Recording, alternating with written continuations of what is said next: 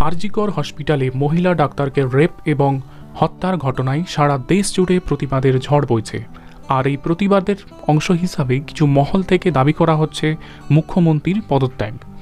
আর ঠিক একই সুরে সুর মিলিয়ে তাহলে কি অভিষেক বন্দ্যোপাধ্যায়ও রাজ্য সরকারের শীর্ষ পদে কিছু পরিবর্তন চাইছেন?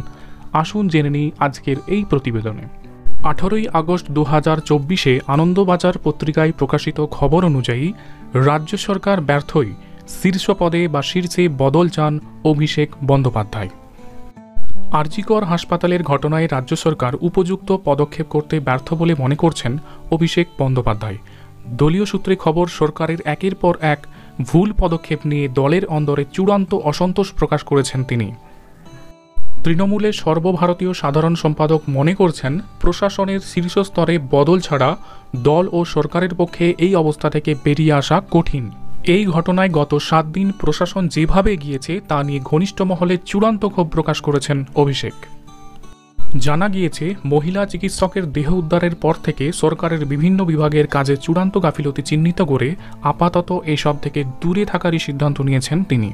দলীয় সূত্রে খবর, হাসপাতালের ঘটনা নিয়ে প্রশাসনিক কর্তাদের ল্যাজে গোবরে অবস্থায় মুখ্যমন্ত্রী মমতা বন্দ্যোপাধ্যায়ের ভূমিকা নিয়েও উষ্মা জানান অভিষেক। টানা সরকার বিরোধী আন্দোলনে কোণঠাসা হয়েও আক্রমণাত্মক অবস্থাতেই রয়েছেন মুখ্যমন্ত্রী।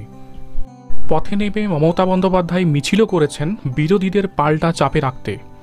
কিন্তু শুক্রবার তৃণমূল নেত্রীর ডাকা মিছিলে অংশ না নিয়ে নিজের অবস্থান স্পষ্ট করেছিলেন অভিষেক বন্দ্যোপাধ্যায়।